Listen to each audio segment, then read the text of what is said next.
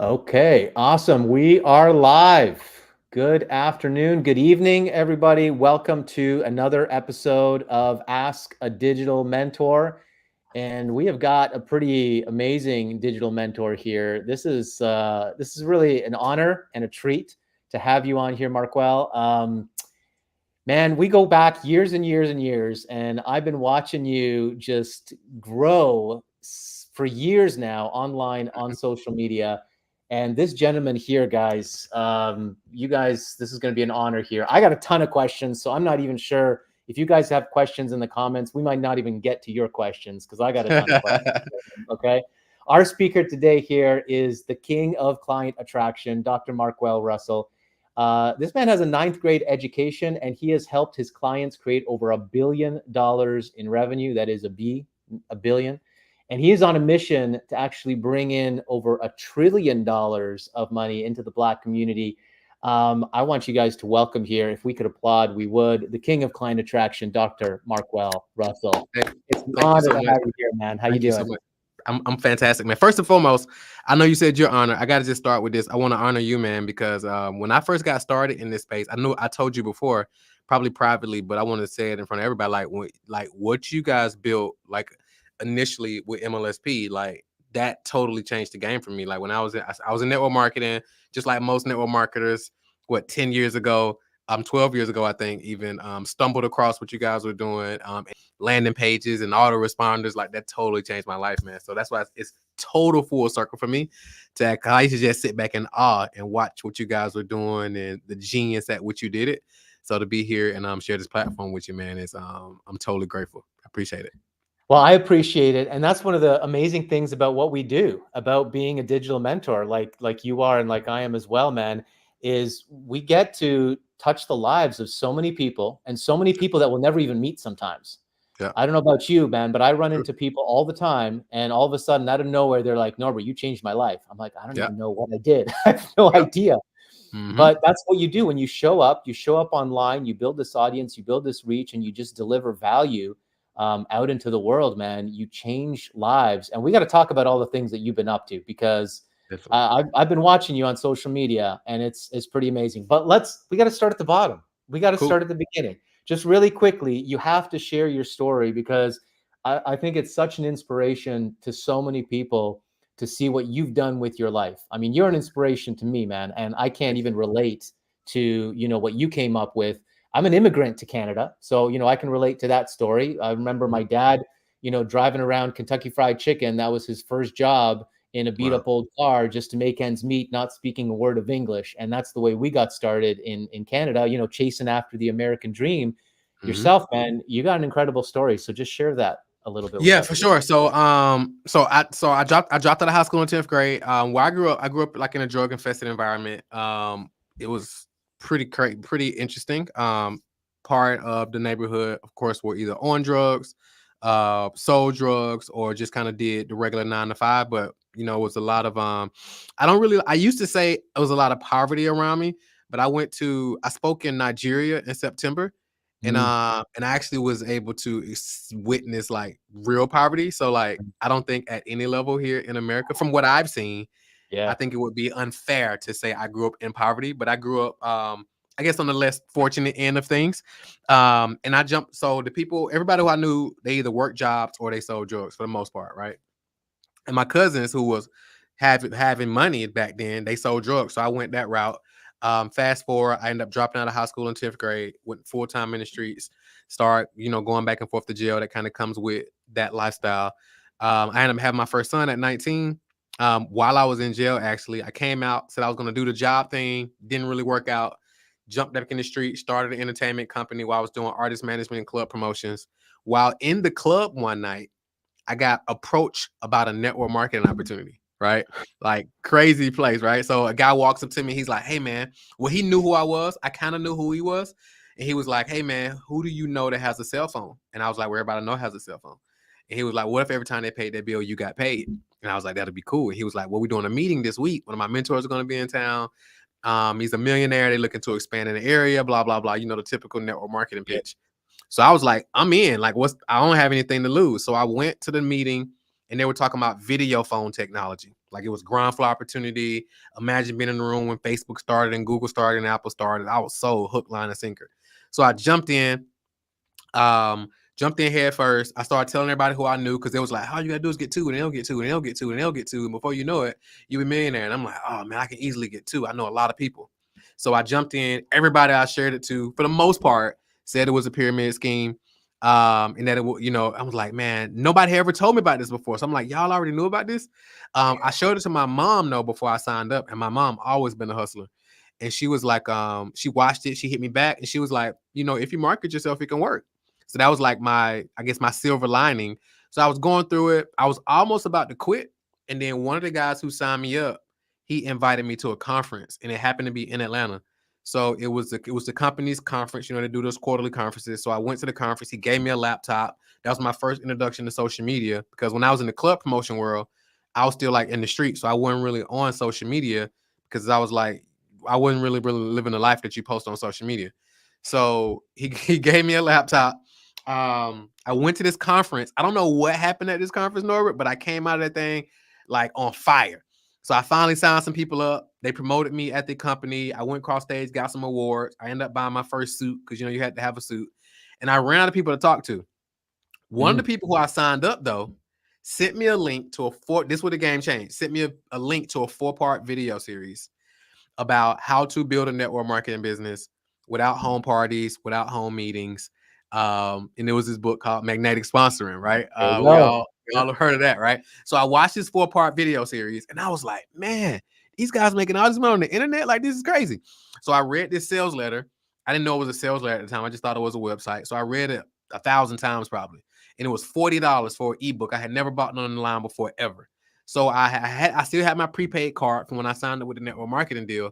So I went back to Walmart, loaded some money on it. I bought the book, and then it had another offer on the next page. But I was like, man, I only loaded enough to get the ebook. So I was like, oh my God. So I was like, this is an upsell, right? An upsell funnel. Yeah. So I had to go load the card again. Bought the other stuff. The link didn't work because it's only a timer on upsells. So I think I end up reaching out to them or something like, hey, can I buy the other thing? Because the page wouldn't let me buy it. And of course, they sent me the link. So I bought that, and I was hooked. So I started buying stuff. I wasn't implement, but I was just buying stuff because I was like, man, knowledge is power. Knowledge is power. Fast forward, somehow I was in the ecosystem. And of course, I got introduced to you guys, MLSP. And I was like, oh, this is helping me put everything together that this book is teaching me. I started sharing that book with people who was other network marketers, because the whole angle was other network marketers is your prospects. So I was like, great. So I did that. I made my first $20 online. I was like, I'm gonna be rich. It's over with, right? So I really went all in, man. Fast forward, I went through the ringer every year after year, buying stuff, going through conferences. I still was excited about it, but things weren't happening the way I wanted it to go. But I knew it was some potential. And after a few years, man, things started to tweak. I think I bought a course from my guy Adam. Shout out to Adam Chandler. I ended up buying a program from Adam, and it came with a coaching call. And he was like, hey man, he was like, stop trying to learn everything. Because at this time I was trying to learn everything, copyright, social media, blah, blah.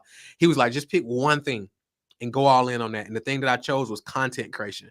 So he was like, every day for the next 9 days, create a piece of content, just teaching what you're learning. I did that, and that's when the snowball started to pick up. And then fast forward, I started learning paid advertising.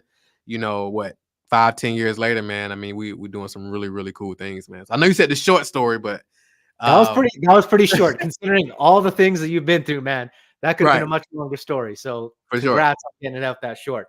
Okay. Thank you. So let's talk about the transitions now, man. Cool.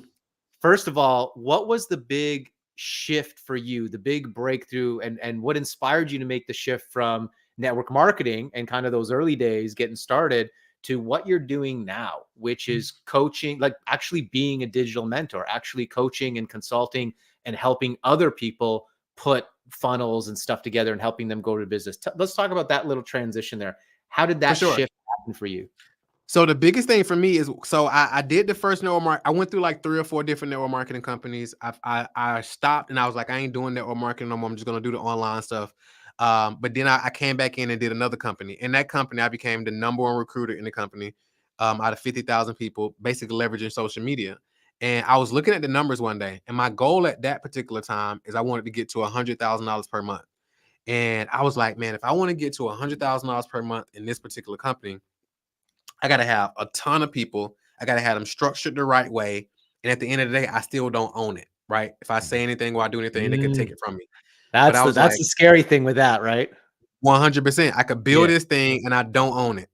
And at this time, I also had a membership site, and I think I was charging $97 a month or something like that or whatever. And I was like, if I go all in on this though, if I get, I think it was 1,000 people. I think I was like, if I can get 1,000 people in this paying me $97 a month, I own it and I make $100,000 per month.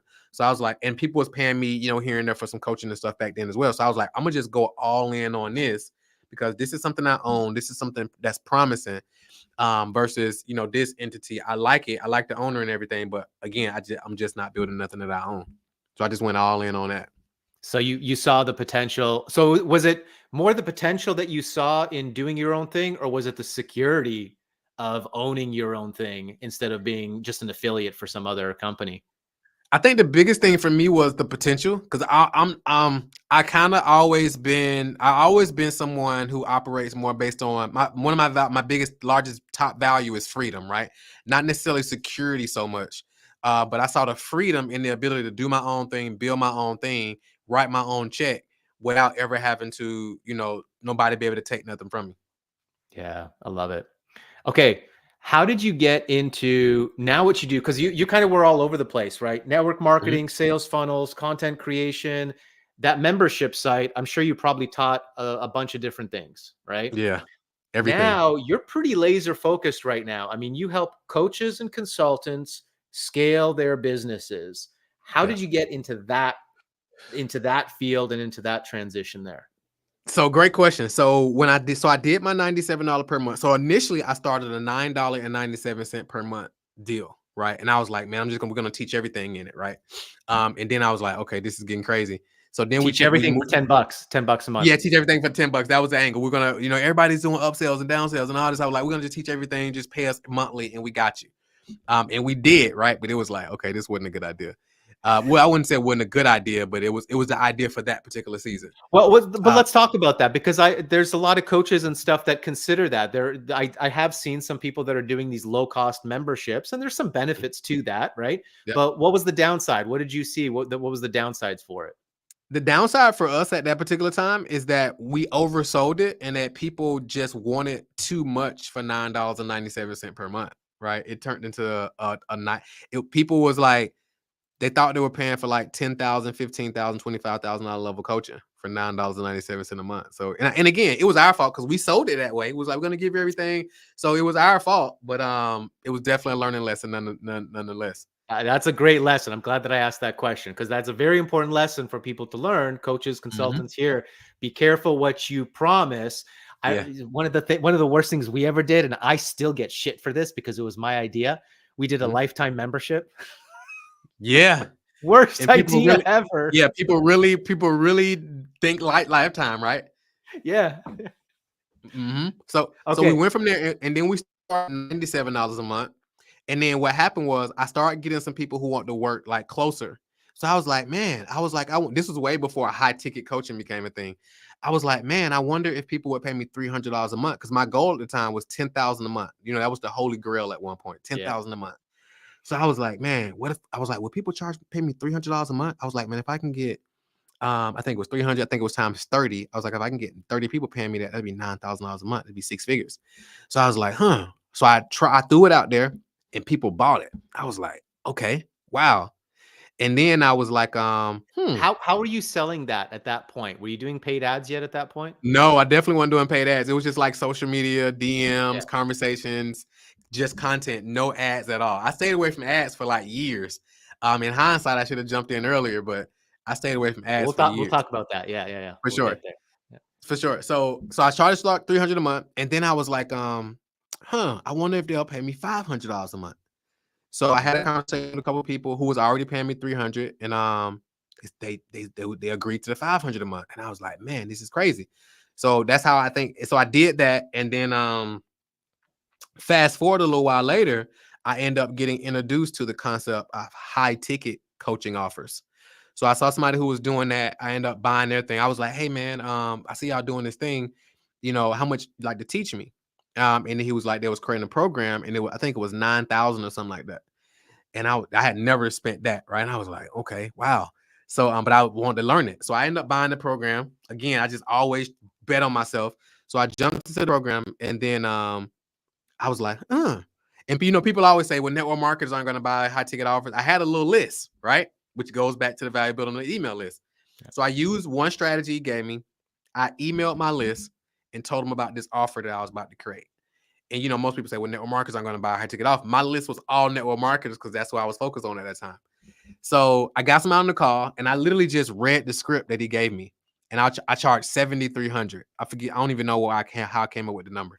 I charged $7,300, and they were like, yeah. And how I came up with that, because previously when I was doing $300, $500 a month, I was teaching people lead generation. It wasn't even how to get clients.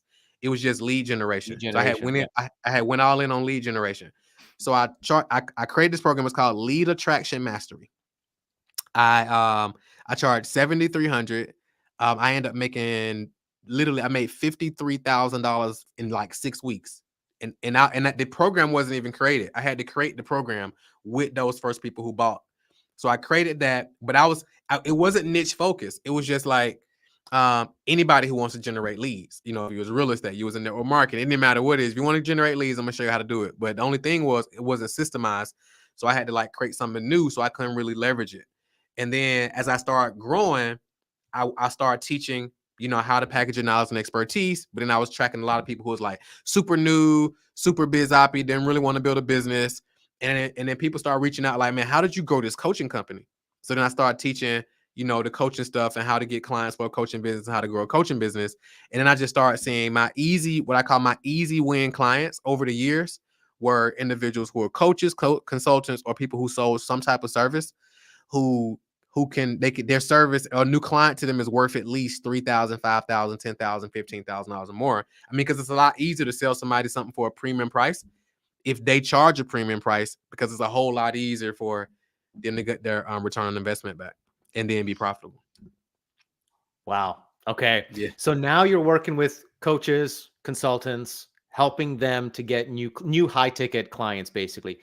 Yeah. That's essentially your whole model at this point, right? That's what your focus is. Okay. Yep. Coaches, consultants, and then if it's a service provider who has a higher ticket, higher value type client, then we work with attorneys and even some real estate people and some tax professional CPAs and so forth also.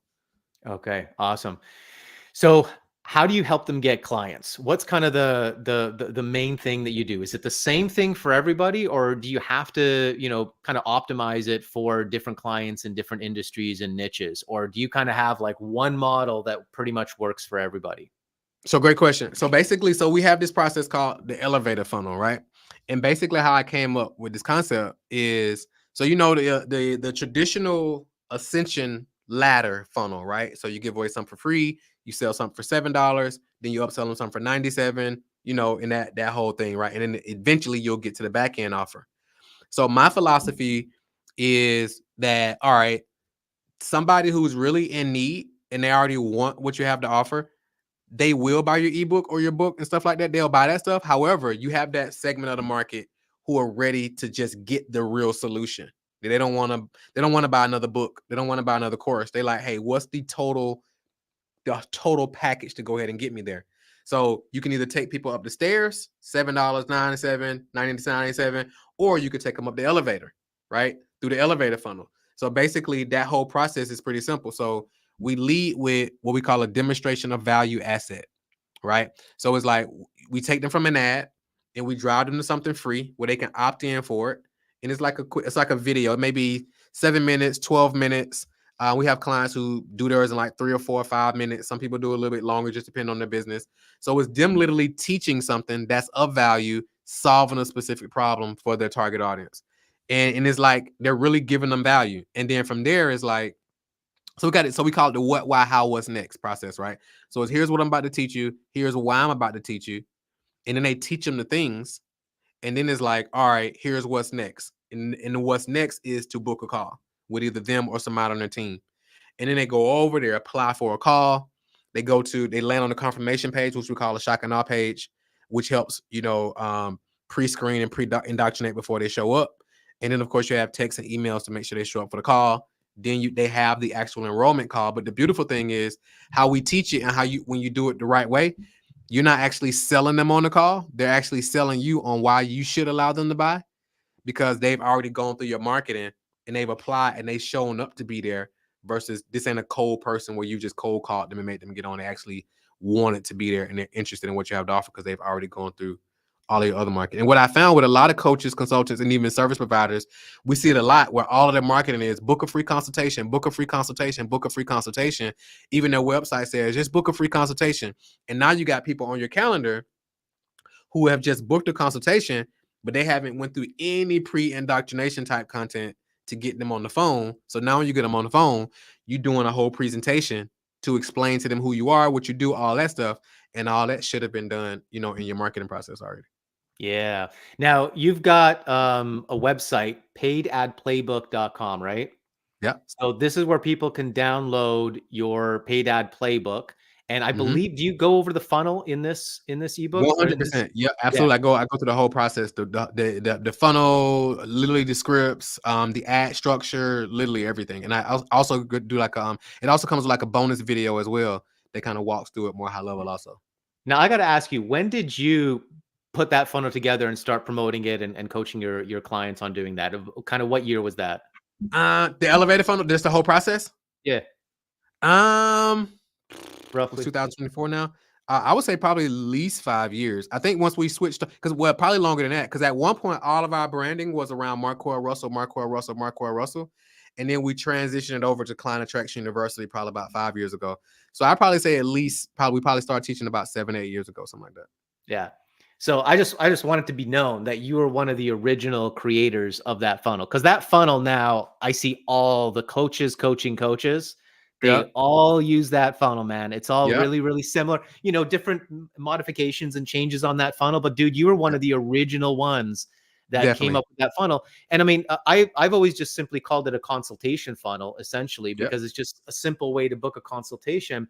But there's some really important elements in order to get those quality people booked. And what's awesome about this funnel is it works in virtually any niche. Like 100%. You're talking about, doctors, lawyers, like all sorts of different professionals and industries. And you've done this funnel in all these industries. Yeah, 100%. The same. It's the same process. It's like you said, it's nuance based on who you're speaking to and so forth. But for the most part, it's literally the same process. And this is what I love about this process. And this is one of the things that we're focused on teaching as well, because I see so many, I love Russell Brunson, right? ClickFunnels, awesome guy. But I think he unknowing, like unintentionally, I mean, he's got a great product with ClickFunnels, but unintentionally, I think he made internet marketing a lot more complicated than it needs to be. For sure. With all these complicated funnels, if especially for high ticket coaches and course creators who have a high ticket service, man, you only need to learn one funnel. That's it. And this is the funnel. Like, that's it. This is it. You don't need complicated webinar funnels. You don't need crazy complicated automations. You don't need all of that shit. You just need a very simple elevator funnel, like you call it, and just cover the basics, the important information that your client needs to know so that they book a call and they're a qualified prospect, man. Like, that is it. You do not need to complicate this process. And I see all these coaches running around, dancing on social media, doing challenges, doing this, doing that, doing all these crazy things, when really all you need to do is follow this simple process. Simple. Just keep it simple. Keep it simple. I agree 100%. I agree 100%. Dude, how many people have you served in your business now? Because you guys have done live events. I've seen you guys doing workshops. You've been traveling all over the place. Is the majority of your clientele here in America, or have you gone overseas and stuff and taught people overseas as well? The majority is in America. We've had clients. I think we've had clients in Tanzania, or Tanzania. I was told how to say it the right way. It's Tanzania. We've had clients in the UK. So just kind of scattered out a little bit. But I think we've even had a client before in Malaysia. But for the most part, the bulk of our clients have been in the US. We probably had about, I want to say we probably had about at least, well, right now we've been able to track and verify over the past few years. It's been almost 1,300 clients. But if we was to include the clients where we weren't really tracking the way we should have been tracking, it's probably closer to maybe like 2,000 clients or something like that or more. And you're talking about the fact that your clients have done like $1 billion in revenue and sales through these processes. And talk to me about your mission, man, because I heard you say your mission on one of the videos. Talk to me about that. So I believe that $1 million business is like the 4-minute mile for entrepreneurs, right? Now when it comes I to like that. Yeah, when it comes to Black entrepreneurs, man, it's like the numbers are abysmal, man. It's like if you think about, and I tell people all the time, like the internet creates this facade where it seems like everybody's making $1 million, right? They got the 7-figure, they got the Two Comma Club award and all that. And I tell people, like, just because you got the Two Comma Club award, that doesn't mean, number one, it doesn't mean you made $1 million in sales in 1 year, right? That's right. Number two, $1 million in sales doesn't technically mean you have $1 million business.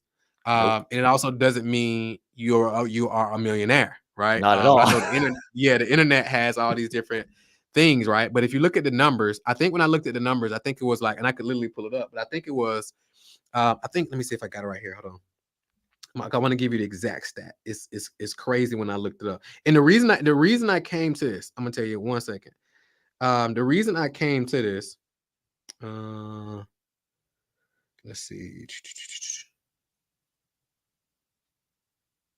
All right, cool. I got it right here. So the reason I came to this because I was working with a trainer one time, and one day when we first started working together, he was really pushing me on the treadmill, and I think I got down to running a mile in 6 minutes on the treadmill. And I was riding home one day, and I was like, man, I was like, did I just run the thing that the dude Roger Bannister did? So I Googled it, and it was like a 4-minute mile, and I was like, that's crazy. Yeah. So I was like, man, what's the 4-minute mile for Black entrepreneurs? So I started Googling how many Black business owners make $1 million a year. I Googled, Norbert, and a stat didn't even come up. There was no stat that existed. Really? So I went to Facebook, and you got the smartest people in the world on Facebook. So I was like, hey guys, does anybody know a stat of like how many Black business owners make $1 million a year? You get all kind of answers to questions that you didn't even ask, right? I'm like, nobody's answering the question because there wasn't a stat. So another guy, he actually helped compound some stats, and he was like, why do you care about Black business owners, how much they make? And I'm like, why do you care? Why I care, right?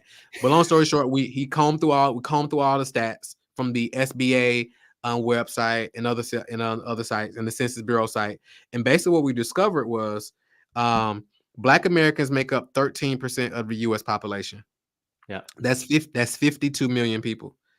Black American business owners make up 2.4% of businesses, which is a whole nother issue because a lot of times we want more jobs for Black people, but it's not enough Black people that own Black businesses. And quite frankly, Jewish people tend to hire Jewish people. Asian people tend to hire Asian people. Hispanics hire Hispanics. That's just how it goes, right? We can say it all the time. Yeah, we can say whatever we want about it. That's just what it is, right? So it's 2.4%. Now, out of these 2.4% of business owners, 97% of Black business owners are sole proprietor, meaning, of course, that they don't really hire anybody, right? They don't make enough money to hire anybody. So that's a whole other thing. So the likelihood of a Black kid going to college, graduating, and working for a Black-owned business is slim to none because they don't exist, right? So total business owners in the U.S. is around 35.6 million. So Black American business owners are 854,000. 8% of business owners make $1 million or more. So if that number holds through all demographics, which it never does in the Black community, it would mean that 68,350 Black American business owners make $1 million or more. In percentage of all business owners, that puts us at 0.192%. In all of the U.S. population, it puts us at 0.017%. Wow. Whoa. And now, when I talk about that, a lot of people take it from a racist standpoint. When I say this mission, Black people, oh, he must be racist. I had people in my ads and so forth like, oh, well, if we said white this and it'll be racist. It's like, no, it's not racist, because if you do your history, even if you look at like things like the Underground Railroad with Harriet Tubman, it wasn't just black people that helped out on the Underground Railroad. It was all different races, right? So it's not this mission. My team, like even my entire operations department, several people on my team aren't black, right? But we all understand the mission, because it's not technically just us black. It's about us as a collective doing this together and understanding the problem and the need, and creating allies throughout this whole thing. So, yeah. This is why I'm glad that you brought that up, because I wanted to bring this up, because this is something that I see you doing. And I think this is one of the things that I've been most impressed about with what you do, is the way that you give back to your community. And this is one of the most important things that I think that you're doing right now, is getting into the youth, and getting them inspired and getting them motivated and seeing that they have an option. Because I think your story is what's so important about this, right? When you were growing up in the hood, and all you saw was all you can envision for yourself is what you see. Yeah. Right. I mean, I never envisioned myself being an entrepreneur as a kid, because I didn't see it as well. It wasn't around me. I see my stepkids here. They have incredible role models. They see themselves as successful business owners or lawyers, because their family, their role models in their life, are showing them that example. But if you don't have that example, you don't see that for yourself. And so as a black kid growing up in an inner city, how are you going to become one of those successful millionaires, those successful entrepreneurs, if you don't see it? So talk to me about this initiative and what you guys have been doing here. Because I was watching a couple of the videos where you guys are showing the kids on the Zooms and stuff like that. And it's really incredible and really inspiring. Talk to us a little bit about this project.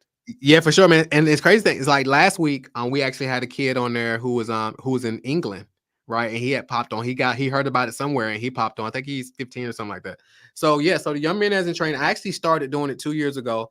I did it with a buddy of mine. He has a program called Next Level Boys Academy, and basically it's a diversion program where a lot of guys who was like on their way to prison, they could, instead of them going to prison, they can actually just go through his program instead. I'm talking about, it's guys in there who was facing 10, 20, 30, 40. We had a guy in there who was facing 60 something years. Like, it was crazy. But it's not, these ain't guys who killed nobody or nothing, right? But it's like in Georgia specifically, like the gang laws are like crazy, right? It's like if they think you're affiliated with a gang or you're affiliated with a gang, they're like trying to get these guys off of the streets. But again, there's very few options.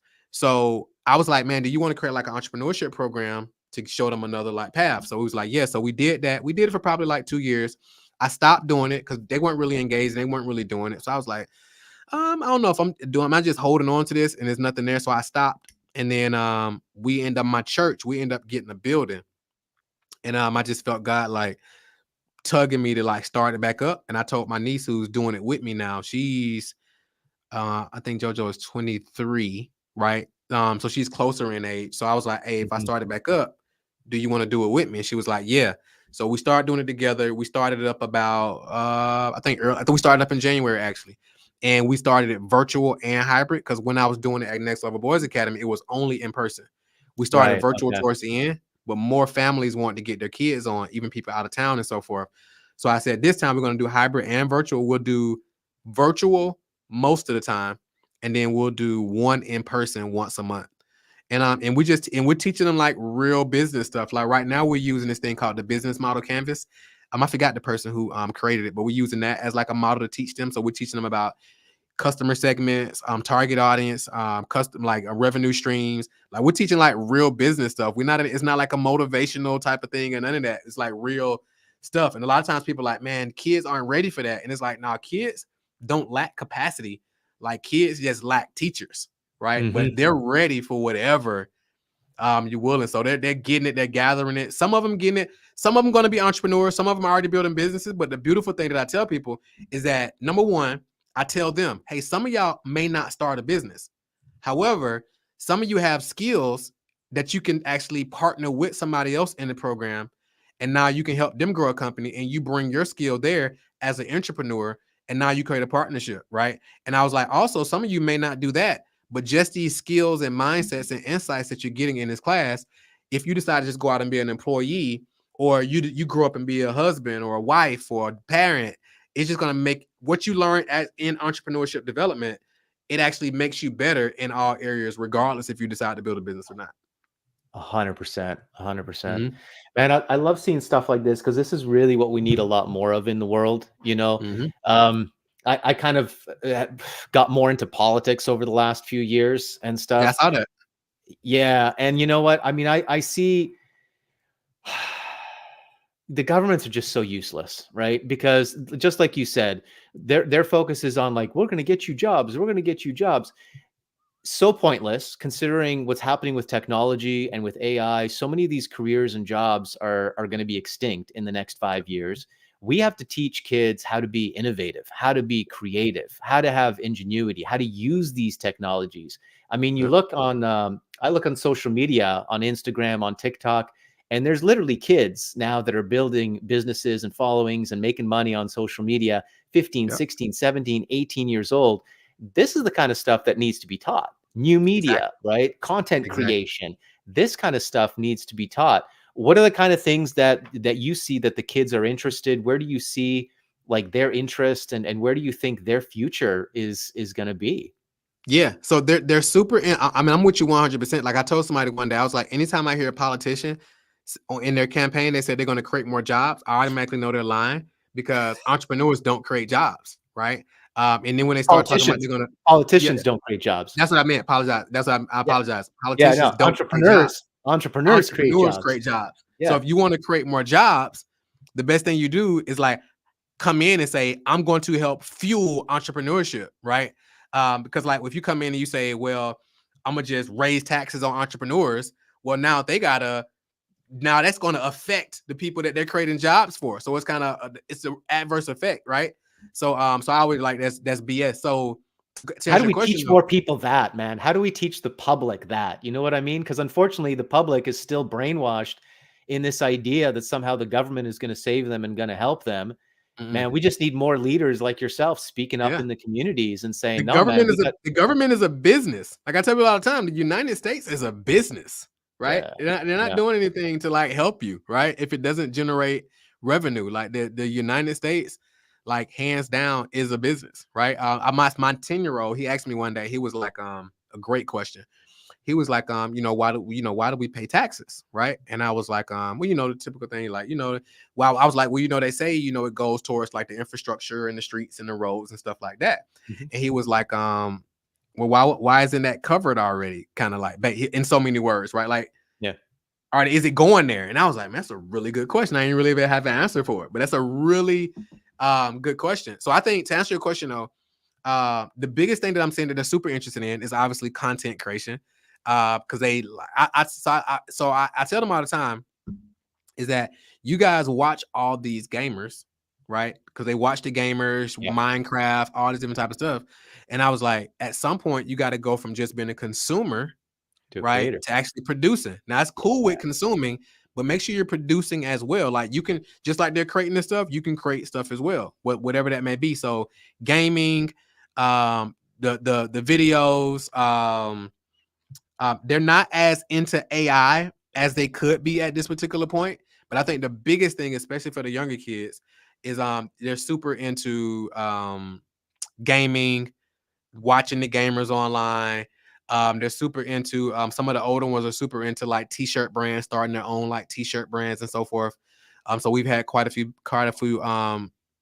kids start like t-shirt brands and get it on Shopify and get some things going. So so I think those are the biggest directions I see. We got one young lady in the program. She has a healthy cookie. No, go ahead. I was gonna say one young lady in the program, she's 12. She has like this healthy cookie where it's like all organic, all clean, which is really cool as well. That's awesome. Did you know that the gaming coaching industry is $1 billion industry? Yeah, the esports, right? Yeah, it's massive. It's massive. Wild. Yep. It is wild. All right, let's get back to a little bit of marketing talk here before we wrap it up. Let's talk like esports is almost like NASCAR. Like you can buy sponsorships and you can sponsor. It's massive. Yeah, that's only going to get bigger and bigger. And with AI technology, I'm interested to see where AI technology develops, so that you don't need like this whole team of developers to develop a video game, but you're going to have kids using AI developing their own video games. 100%. Like 100%. my son is like, oh, this game should be this. Like he's already critiquing games and he's like, if I did it, it would be like this. And he's not a developer. And I'm like, hey, don't worry, you wait. Once the AI kicks in, you'll be able to just design games without developers. Yep. Are you familiar with Unity? Barely. Tell him, has he checked out Unity before? Is that a membership site? No, it's like a site you can go to. It's called Unity. Let me tell you exactly what it is. Because my son was playing around with it at one point. So it's called, unity.com. So if he goes to it and download it, he can literally go on there and like he can literally use it to create games. Yeah. Yeah. That is wild. Okay, yeah, I gotta check that out. We'll check that out together for sure. Yep. All right. Let's get back to like to paid ads, because I didn't ask you about paid ads yet. Okay. So we talked about that elevator funnel. Obviously, that's an important funnel, probably like the main funnel that you want to set up. You're talking about having a high ticket offer. What are some of the key elements that you have to make sure your clients are ready for, that they have in place before they start running ads? Great question. So a couple things. So number one is the messaging. Like messaging is critical, right? So when it comes with ads, we call it the 3 C's, right? It's like a triangle. Foundation is copy. Copy is like messaging. So crystal clear on who you're looking to attract and who are you looking to repel, right? Mm-hmm. So we got to have solid copy speaking exactly to. And of course, the news feed is busy. So we want to be very clear about who it's for.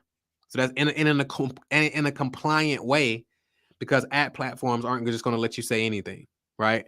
So that's number one. Number two, you want to have a compelling creative, right? That's the second C. So it can be a video or an image. What we found, a lot of times people try to create these super polished up videos. But it's like what we found is the videos that are most powerful are the ones where I'm just walking. And the ones where I'm just holding up my camera like this, like a selfie style. We got a video. We got an ad right now. My media buyer texted me earlier. I'll tell you, we got a campaign running right now. We probably launched it like a week ago, and it is, and we haven't seen numbers like this in years. So we got, I think on average, he said, hold on, we're spending overall about like, let me see, today. Well, today he texted me early and he was like, today's numbers, we are at, hold on, let me find it right. I'm gonna tell you the exact number. He texted me today at 12:20. He was like, we're at $2.37 per lead per day, right? Overall, we launched about a week ago. It's about $4 a lead, and we're at about $1. We got 3 calls booked today, for $30 a call, which is crazy. And then overall, since we launched the campaign, it's about $115 per call. Like these are like pre-2022, 2021 numbers. Yeah, right? I was gonna say like 2018 numbers almost like this. Yeah, that's crazy. Exactly. And this is Facebook predominantly. This is Facebook. You know, a lot of people are like, oh, Facebook is dead. Facebook is this. Facebook is that. It's like, no. And I literally got an ad running where people are saying Facebook ads are dead. And I'm like, let me show you why that's a lie, right? But so let me get back on track. So creative. You can use images or videos. Like they both work. But like I said, I found that the stuff that's not as polished is the stuff that works best. And my hypothesis is because Facebook is a social platform. Like people aren't coming on there to buy. So it's the stuff that looks like native content. It's the stuff that works best. And the beautiful thing is if you do videos, even if they don't go opt in, you can still create what we call an invisible list, because if they watch some of that video, you can still start retargeting them anyway and put them into your pixel. So now you can still show them other ads as if they opted in, right? Yeah. Because you have a greater chance of running the ad to them in the news feed than sending them an email anyway. Because if your email on the high end, you're probably going to get about a 40% open rate, and that's fantastic. But if you run an ad to them in the news feed, I mean, you got an 80, 90, 100% chance that they're going to see it, right? Yep. So we got a creative, and then we got the conversion process. So it's like, what are you sending them? When they click on your link, where are they going to? So are you sending them to a webinar, right? If you send them to a webinar, you need to know your numbers, right? So depending on the market you're in, webinars, like selling like a $497, $997 offer, for some markets, unless you're really good, they don't work as well as they used to, unless you really got a solid presentation and if you got a high ticket offer. So some of the people who I know who are really crushing it with webinars, they're selling something for like $997 on the webinar or $2,000 or something like that. But it's immediately pushing them into a call with their team to sell them into a $5,000, $10,000 thing to make so the numbers. They're not necessarily making a profit on the initial $100,000, $1,000 or $2,000 offer. Or yeah, not much. Very few of them are. Yeah. I know some who are, but you got to be really good to be able to pull that off. Yeah, so for somebody getting started, that is just not something to try to pull off. Yeah. No, because to have a strong, you got to do a strong, you got to be strong to do a webinar, right? Yeah. Anybody, you got to have a personality for it, right? So if you don't have a personality for it, it's not going to be for you. So yeah, so I know, so most of the people who I know who are doing webinars, most of them are probably getting like a 3 to 4% conversion. If they get a 10% conversion, meaning 10% of the people who show up actually buy. Yeah. Right. Okay. Or 3%. So if they get 100 people on live, they get 3 sales for $997 or $1997. That's not terrible. If they're getting 10%, that's like, wow, what are you doing? But most people aren't converting at that point. They're mostly getting like 3 to 4, maybe 5%. And these are people who like do webinars. Right. And so this is where the elevator funnel that you're talking about is just a much better place to start with. Yeah, because it's less failure points, right? Because if you do a webinar, depending on how you do it, you can get them to register. Then you got to get them to show up. Yep. Then when you get them to show up, you got to get them to stay the whole time.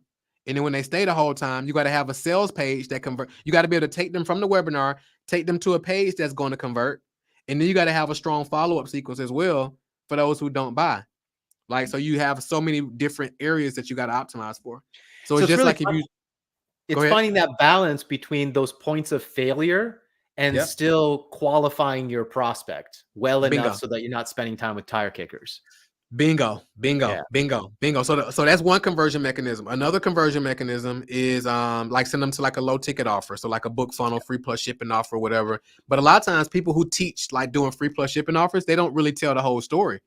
So it's like a lot of them, they're willing to liquidate about 60 to 70%. And people who don't know what liquidate means, that means that they're willing to spend X amount of money on ads and they're okay with just recouping 60 to 70% of that money for an extended period of time. So that, for example, so they're willing to spend $1,000, let's say they're spending $1,000 a week. Let's just use that number. They're okay with just recouping 700 of it, right? Because they know on the back end, they'll be able to recoup the rest of it. Like most business owners can't stand to go, especially if you're in the earlier phase, they can't stand to continue to go $300 in the hole. Like, you got to have the deep pockets. You got to have deep pockets. You got or the credit card limits or whatever. You got to be able to play that game. But a lot of people who teach that type of stuff, they don't really give the whole story. They don't say, hey, in this particular low ticket funnel, our goal is to ideally break even, but we're okay with going in the red a little bit because we know once they get into our higher ticket offers, that's what we're going to make the money at. Right. But they don't really teach that because it doesn't sound sexy. And you're not going to buy it then if you get the truth. That's right. That's right. Yeah, exactly. Okay. So you guys are running mainly on Facebook. Are you guys doing any other advertising, Instagram, TikTok, YouTube? Are you guys bothering with that stuff? Do you see, any benefits potential over there in other platforms? Yeah, so great question. So basically what we did was so we've done YouTube, we've done TikTok, Instagram, LinkedIn, we're doing ad roll. So basically what we did was like I think last year, 2022, 2023, we like scaled like crazy. We grew our team to like 35 people. Yes, that's exactly what I said. So we kind of, and as you scale, again, the unsexy side of scale that you don't really hear about on the internet is that you experience a lot of bloat when you're scaling the company. So it's like, oh God, yes, expenses, and you're like, man, we're generating a lot of cash, but the more where's money all the you're profit? Generating, it's like it's costing you. The more money you make, the more it's costing you to run the business. Yeah. So I went through, so like the second half of last year up until literally now, we've been like in this. Second half of last year up to the first quarter. It's been just like scale back optimization. What's the minimum viable that we require? And now we got it down to minimum teams. So I think right now we're probably at like 15 or something like that.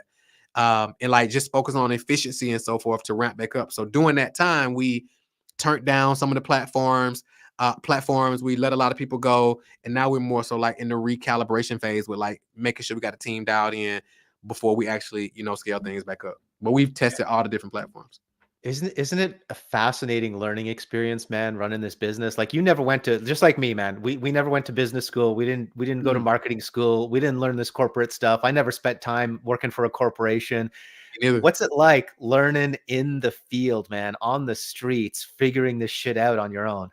Dude, it's like building a plane while you're flying it. Right? I think that's the best way. Like it's like you're flying a plane and building it at the same time. Because the crazy thing is, I heard somebody say, I forgot who I heard say it. It was like the more successful you become in business, the higher you go, the fewer people there are there. So it's like a lot of times on the internet, people are teaching you how to make all this money, right? But they're not telling you what to do. So it's like, for example, when we went through because like when it takes off, it takes off. So like when we finally started getting to $50,000-$60,000 a month, it was like nobody was really teaching like, okay, now what do you do with this money? Like at that point, man, I was still living out of my business. I had a business account, but I was running my entire life out of the business account. When I finally hired a CPA, she was like, dude, this is a mess. Like she had to go through and clean everything up. I had to fix my entity structure. She was like, she literally told me she increased her prices on her fees after going through my stuff because it was so much work. So but nobody really is not really many people that's teaching it because most people don't ever hit that level. Contrary to popular belief, most people never get there. So they're not teaching you like, hey man, did you get general advice? You're like, oh, we'll just get an LLC. Well, that works depending, and at some point you got to change that up, but nobody's teaching it. So you got to learn that lesson the hard way. So I think for me, I'm called to business, and then I went through it, and just transparency, I went through a phase where I was like, man, do I want to do this anymore? Do I really want to grow a big thing, or do I want to just keep it simple, make enough money for me to be good, have 1 or 2 people on the team?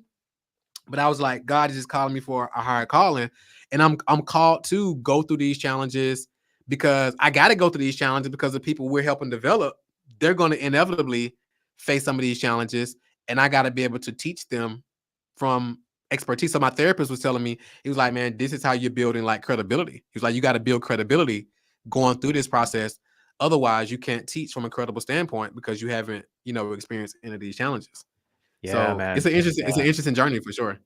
Yeah, it is an interesting journey. And you know what? That's an interesting choice, I think, for all coaches and consultants and business owners to make at some point, is to be honest with themselves and figure out like what kind of a business do you really want? Because you see on social media and you see all these marketers and stuff talking about bigger and bigger and bigger, right? 100K a month, million a month, 7 figures a month, 8-figure business, blah, blah, blah.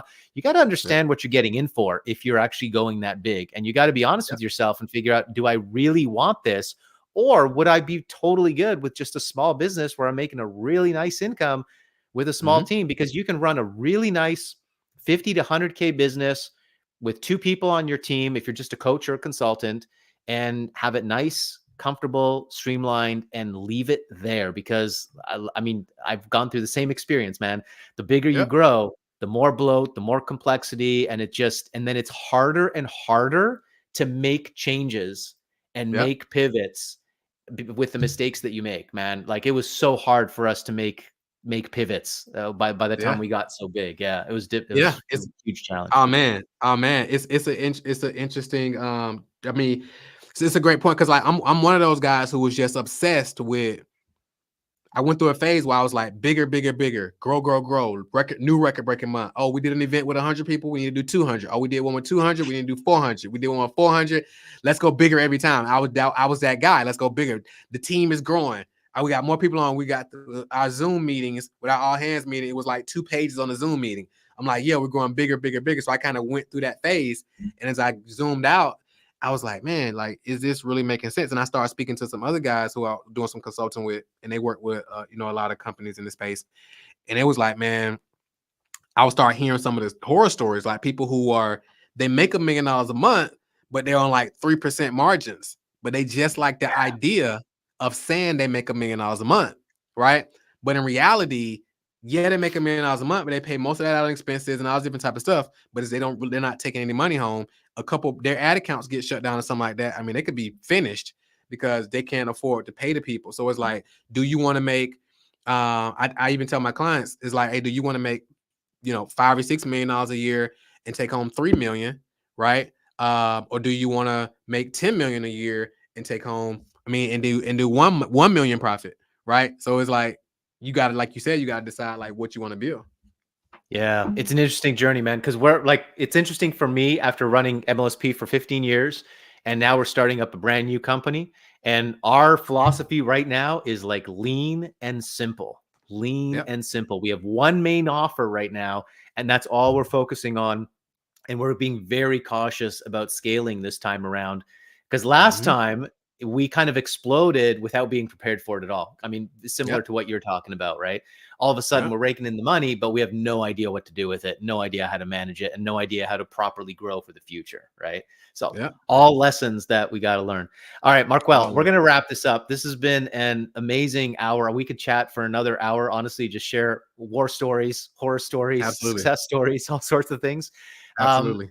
Why don't you just leave some words of wisdom to people watching here, who are most likely coaches, course creators, consultants. They're looking to grow their business, scale their business. What are some important things that you just want to share? It's just some things to keep in mind as we're trying to grow our business. What are the important things to really focus on? I would say a couple things. So number one is I literally believe right now we live in the best time in the history of the world to be alive. Like literally, we live in the best time in the history of the world to be alive. And because if you think about it, regardless of your background, our ancestors, again, regardless of whatever side you're on, built empires. Like if you think about the Madam C.J. Walkers, or if you think about the Rockefellers or whoever, right? They didn't have StreamYard where they can be on live in real-time video and people on watching from all over the world. They didn't have Zoom. Like, you remember, I was telling somebody the other day, right? You remember, I know, of course you remember webinars on air and Google Hangouts and stuff. Of course you remember. But it was like, you remember when we used to do those and they used to be like a 15, 20 second like delay? That's right.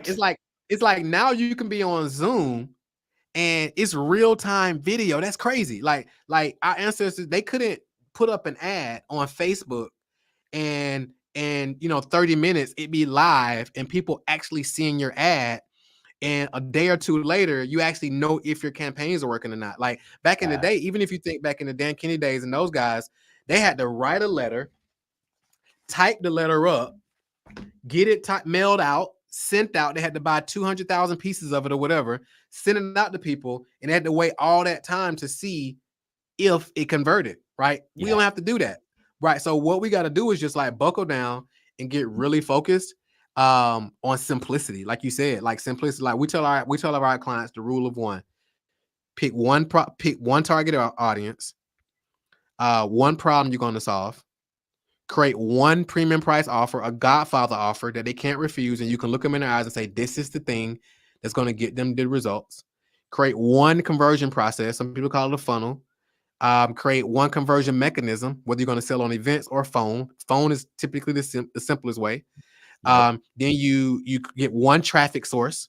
Ideally, it's a paid source because you can get unlimited leads. Send out one email a day. Create one piece of content a day. Give yourself 1 year, right?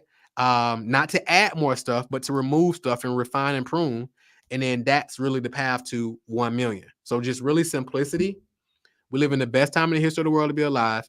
And I think number 3 is I was watching a podcast earlier with Lewis Howes and Dr. Joe Dispenza.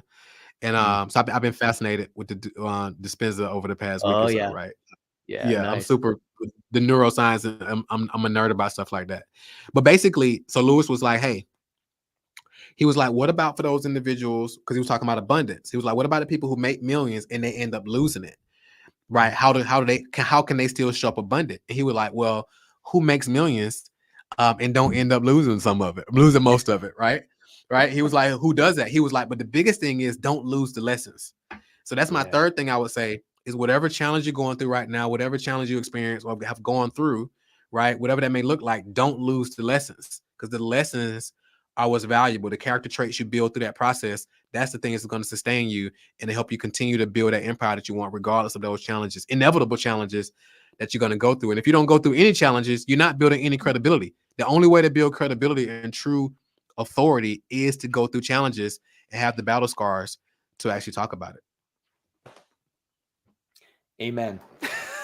Mic drop on that. Marquel, thank you so much, man. It's been an honor to have you here. Honestly, I'm just props to everything that you've done. Such an honor to have been a little piece in your journey to where you've gone now, and just seeing the lives that you're touching and impacting around the world, and to know that you're not stopping, man. You're going on to bigger and better things. You've got that huge mission of $1 trillion into the Black communities, man. You're going to do more, I think, for Black America than any other politician possibly could, man. And I think that's a huge testament to the power of entrepreneurship.